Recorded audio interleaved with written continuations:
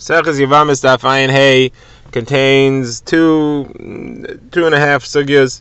The first is the Gemara's conclusion of the discussion of the sources for the halachos of Tumah and Tahara, how you are metaher as far as Truma is concerned. The Gemara will note that we have three types of Tahara we've been discussing: Tahara for Meiser, Tahara for Truma, and Tahara for Kachim. The Gemara will say there are three psukim for Tahara for Truma. What are all three for? The Gemara will explain what those are for.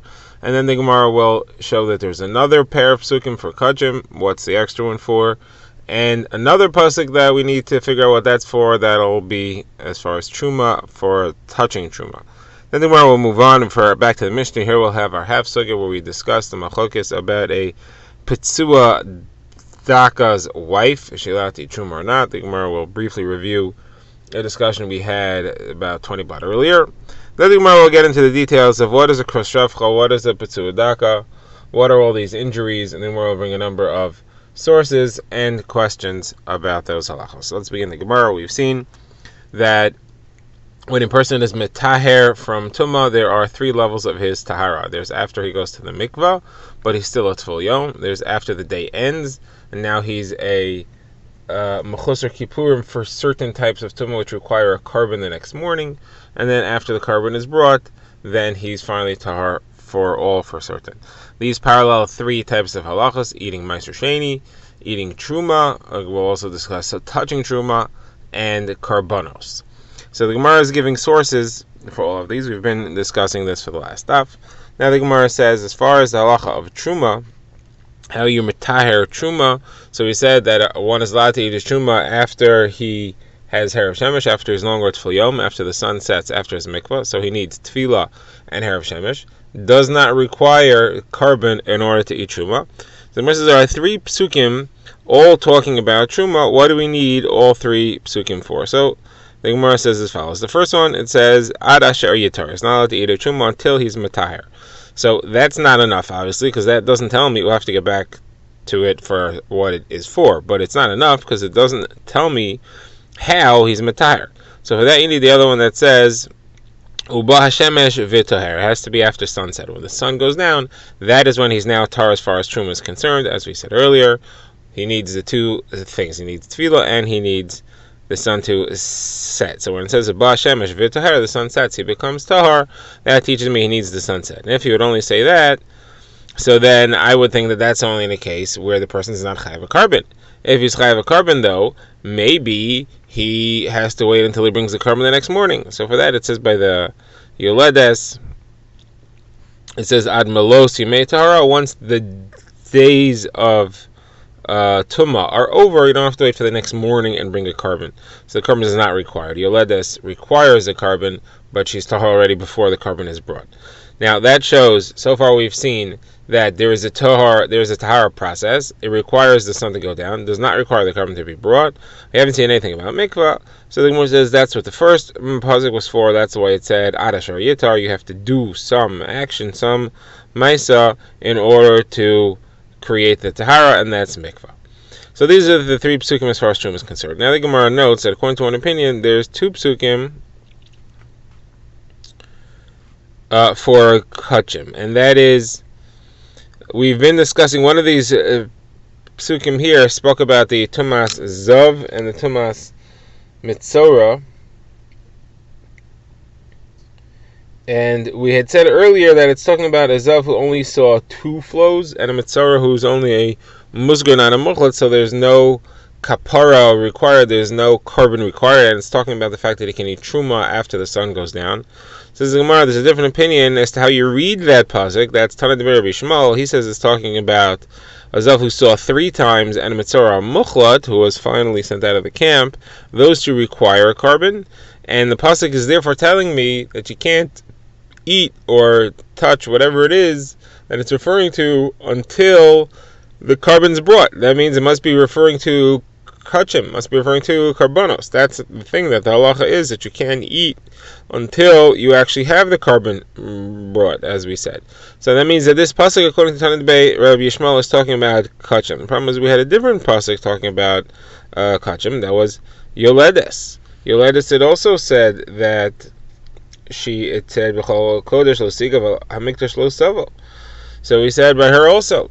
So what are the two psukim for Kachim? What are they both referring to? So the Gemara says you have to say both of them, because if I would only say one, I would not know the other. If you only said Yoledes, I would not know that the same halacha applies to a Zav and a Mitzorah, because the Yoledes has more days of Tumah. She's tummy for 80 days, 40 to 80 days, depending what a child she had, boy or girl. So you couldn't learn from there. If in her case you have to wait until after Karban, you couldn't learn from there. You have to wait until after Karban in order to eat Kachim. You couldn't learn from there to Zav and Mitzorah. Therefore, you need the pasuk of Zav and Mitzorah. If you only had the pasuk of Zav and Mitzorah, I would think that Yoledes would be more lenient, because the blood of a Yoledes is tahor sometimes. There are periods of tahara and periods of tumah in the same blood, the same physical signs. And Zav, there is no Zav that's tahar. Zav is always tameh, so there's no leniency in Zav. There is a leniency in Yoledes as far as sometimes it's tahar, and that might be a reason to say that is only the Zav that you have the schumra of. You need to wait until after the Karban before he's allowed to eat Kachim, and that does not apply to Yoledes. Therefore, you have to tell me both psukim. Okay. Now the Gemara moves on to a different pasuk where it says, "B'mayim yuva v'tamei ad ha'arev." This pasuk is talking about the tumah of a kli.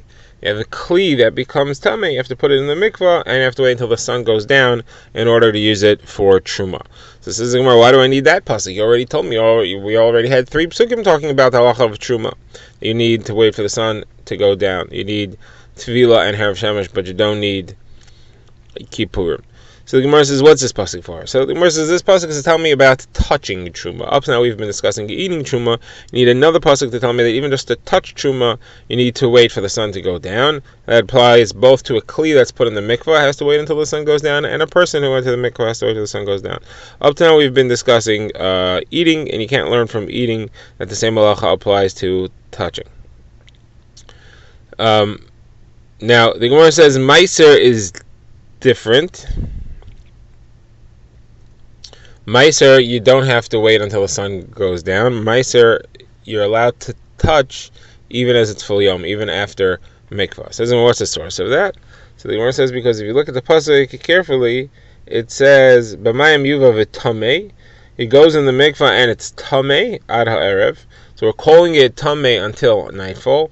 V'tahar, and it is tahar. That language, it doesn't say v'yitar and it becomes tahar, but it says it is tahar. It means we're calling it tahar already before nightfall. So we're calling it both tamei and a tahar. How so? Meiser, it's allowed to touch. Truma, it's not allowed to touch. The Gemara says, how do you know that's how it should be? Maybe switch it. The Gemara says, no. As far as eating goes, truma is more chomer than meiser. So as far as touching, truma will also be more chomer than meiser. There's potentially a different source to show that truma you're not allowed to touch until Harav Shemesh. What's that source? Gemara says that's a pasuk says B'chol Kodesh Lo Siga. You're not allowed to touch any Kodesh.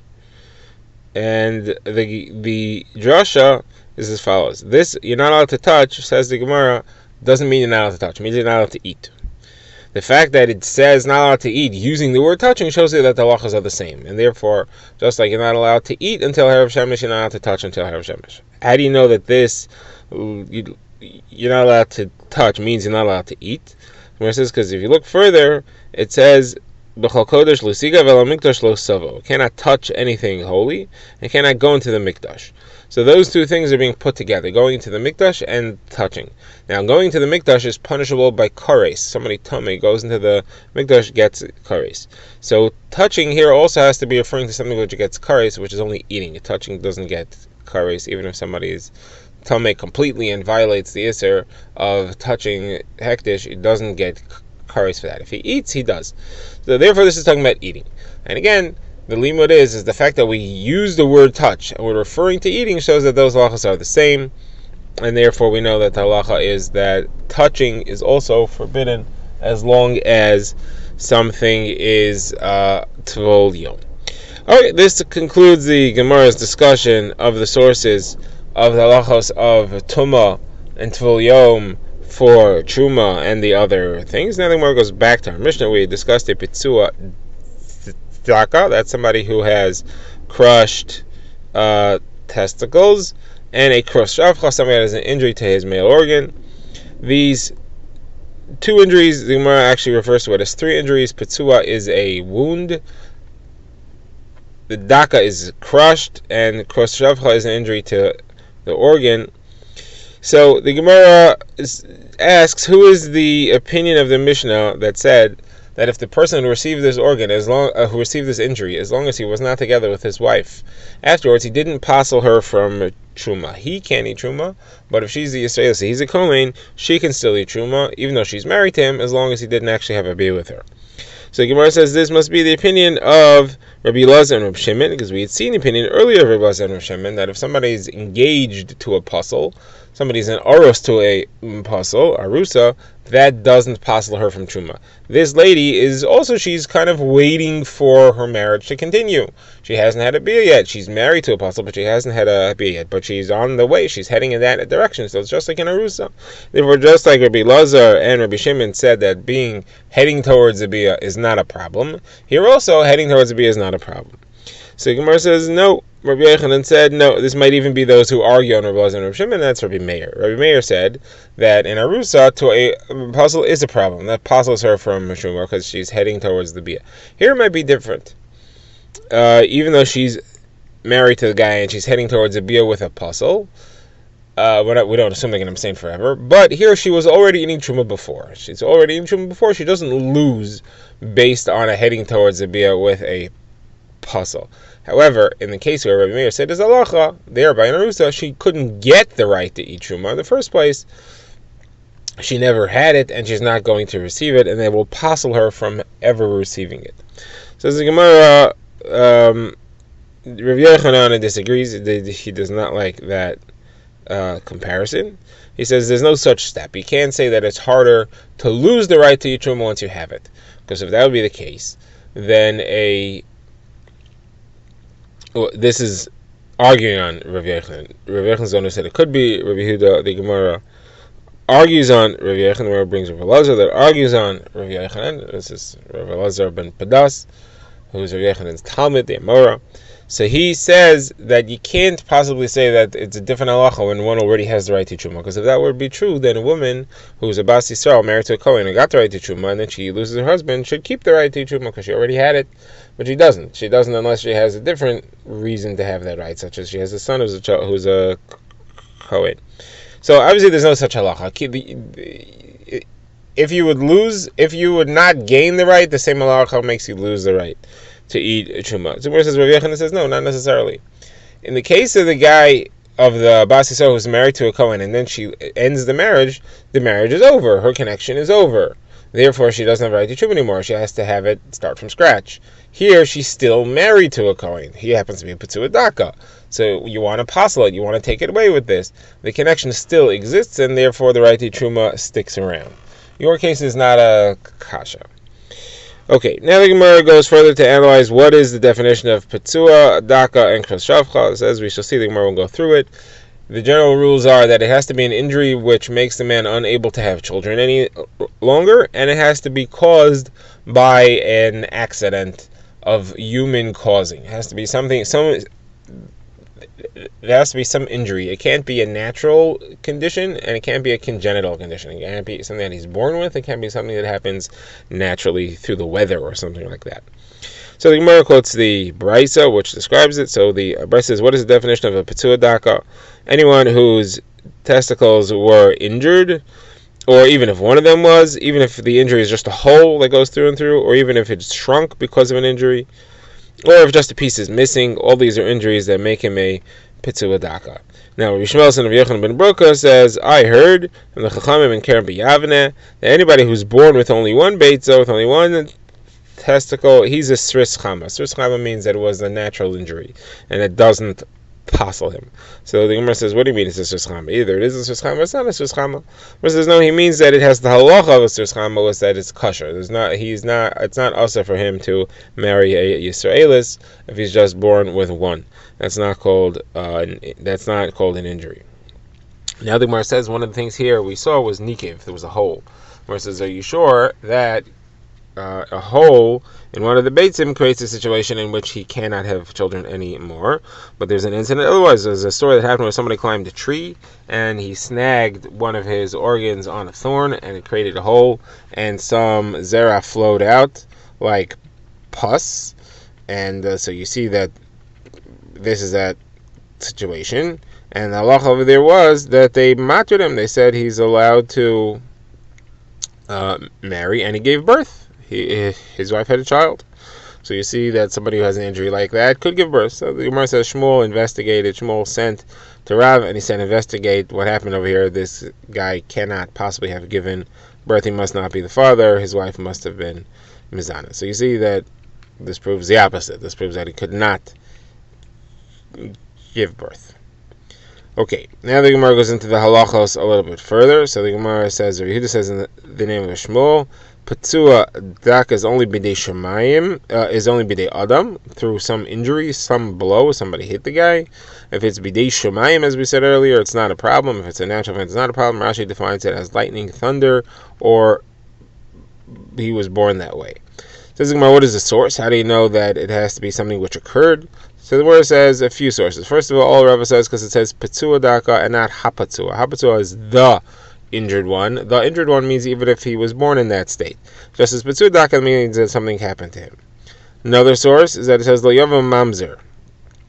Just like Mamzer is a situation created by people, a person becomes a Mamzer based on the indiscriminate behavior of his mother. So the Mamzer is something created by humans, and it's linked to Patsua daka is also a situation created by humans. Now, Rava says another halacha. All three injuries, Patsua, the daka, and krus, that is injured, crushed, or cut, all those apply to all three male organs. Even though one's written by one, one's written by the other, all three apply. Those are the beitzim, the gid, which refers to the male organ, and the chut. Chut is the tube from which the beitzim are suspended within their container. So any injury to any of these three injuries to any of these three organs is the same problem. They all have the same halacha. Okay. Now they want to discuss is, how do you know that when the Torah says Patsua daka, which just means injured and crushed, how do you know that it refers to the male organs? How do you know it refers to that area? Maybe it's talking about something else entirely. It doesn't specify which organ. Maybe it's talking about some injury to his head. So the Gemara says a couple of sources for this. The Gemara, first of all, says the fact that it does not say how many generations of a Patsua daka are aser, like it says by a Mitzri or an Adaimi. It says third generation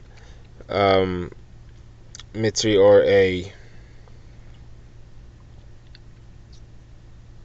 Amoini, Mayavi.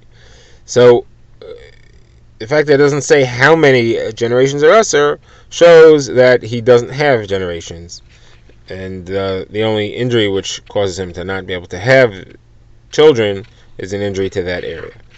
Someone says, well, maybe that's not the reason. Maybe the reason is because he's the only one who's aser. His children are not aser. He could have children. It's an injury to the head, and the aser applies only to him and not to his children at all. So says the Gemara, I'll give you another source. When it says krus shafcha, it uses the term shafcha. Shafcha means to pour or to spill. So krus shafcha, therefore, is referring to an injury to the male organ, which is from where things pour and spill. And just like krus shafcha has to be referring to that area of the body, Patsua daka is also referring to something nearby. So says the Gemara, are you so sure that krus shafcha, which means to pour and to spill, has to be referring to the male organ? Maybe it's referring to the guy's mouth, where he pours spit. So the Gemara says he doesn't pour spit, he spits spit. It flies far away. Here it says shafcha, the word shofech, meaning to spill, and that's what happens from that organ. It says the Gemara, he's talking about the nose. The liquid comes out of the nose, it just kind of runs out, just kind of spills out. So maybe krus shafcha is referring to that. So the Gemara says no. It says krus shafcha means an injury, a cutting which causes a shofech, which causes a spillage. Cutting off the nose doesn't cause the spillage. Cutting off the nose spills automatically on its own. Here we're referring to an organ which is not spilling, but by cutting it, it will begin to spill, and that refers to the aver specifically. Now, the organ can release liquid without being injured, but then it sprays. It's only when it's cut that it spills. Now the Gemara quotes a brisa that says, another source, it says, Lo yava petua daka and lo yava mamzer. Just like mamzer is a situation created by the male organ, by osef makom, petua daka is also in that area of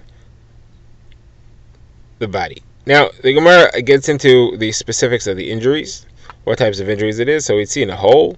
So the Gemara is under the understanding that a hole means above the atara, above the ridge. Above means towards the guf, closer to the body. So the Gemara says it's towards the body from the ridge. That's called organ. Further away from the body is just flesh. That's not necessary for reproduction. So an injury there is not a problem. The Gemara says, what happens if somebody has a hole that runs from one to the other? It runs from one side of the ridge to the other side of the ridge. The Gemara wants to say it's not a problem. It's only a hole that's through and through that's an issue. And here, it's not through and through within the part of the organ that is an issue, because part of the hole ends on the other side. The Gemara says, no, this is a different problem. And that's because we have a rule that if part of the atara is missing, if a part of the ridge itself is missing, that makes him aser. Since this hole passes through the ridge area, it's considered to be that part of the ridge is missing, and therefore he's aser because of that. Now, Reb Chivar Abed wanted to machshir this, and it was Rav Asi, quoted Yeshua ben Levi, who's saying that it was aser. Okay. Now, as far as Kushavcha, we said that if part of the atara, part of the ridge remains, meaning if part is cut off, but part of the ridge remains, that's still kosher. So the Gemara says the thickness of that piece that remains is just a thread, but how long does it have to be? The Gemara says Ravina was asking, does it have to be all of it or only rov? The Gemara said that Rav Tosfot answered him that it only has to be rov, and it does have to be towards the side of the body. If it's there on the other side and somehow the rest of the gid is missing, that would not help. Now the Gemara has a question about where flesh is cut off, making two odd shapes out of the guf. One is if it's shaped like a quill, that if it's hollowed out, the sides are as they were, but it's missing, kind of cut in the middle. So you don't have a piece missing, cutting off the end, but it's missing in the middle. The other question is the opposite, that if it's made kind of like a so the first one is quill has the sides cut away. Marzev, which is a spigot, has the middle cut away. So what's halacha there? You don't have the end cut off, you have the sides cut off, and it's narrowed, it's tapered kind of from what it used to be. That's made like a quill. Or Marzev, where it's cut off in the middle and it's open the area. So the Gemara brings two approaches here. So the Gemara first says, Rav Huna had said that if it is tapered like a quill, it's kosher. If it is hollowed out in the middle, cut away in the middle, that's puzzle. And the reason is because then the air gets into the zera and ruins it. But if it's tapered, it's still kept warm and it is not ruined. In other words, a different approach, which is Rav Chizda. He says, no, the problem is that when it's tapered, it doesn't rub properly. When it is missing in the middle, the sides are still there, so it will rub properly. Rashi has two different pshatim what it means to rub. His first pshat is that during the bia, it doesn't rub if it's too narrow, and therefore it will not cause a proper emission. It won't fly, and therefore he can't give birth. Therefore, if it's like a komos, it's a problem. Says Gemara, komos might not be a problem, because even though it doesn't rub in the tapered part, it rubs when it widens. The Gemara compares it to a plug in a barrel. You stick it in, it's narrow where in the front, and then it widens as it goes towards the back. So here it'll rub towards the back, and it'll be fine.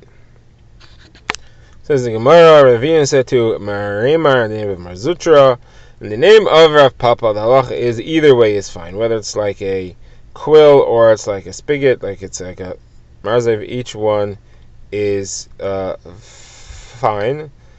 The question that we just had remaining was if this injury is above or below the atara. So the Gemara says, he said to him, what do you mean above or below? He said, for sure, it's got to be that it's above, because if it's below, even if it's totally missing, there's no issue. The Gemara says, correct, and Ravina said this to Marimer, who's just testing him to see if he would answer that way, but that should be obvious. Now the Gemara quotes an incident that happened in the town of Machasia, where somebody had the injury that was wider, like the marzev. He came to Rav Ashi, and he cut it so that it should be in the shape of the kulmos, and then he said that it's kosher. So obviously he held that kulmos was kosher and marzev was not. And there was a different incident the Gemara brings where somebody, the Gemara says, there are two tubes in the organ, one which carries the urine, one which carries the zera. This is no longer the Metzias, but it was then. So the Gemara says that his zera tube was clogged, and therefore it came out through his urine tube. What's the halach over there? So the Gemara says this was a machlokes. Bibi bar Abai wants to say it's kosher because it comes out without an injury.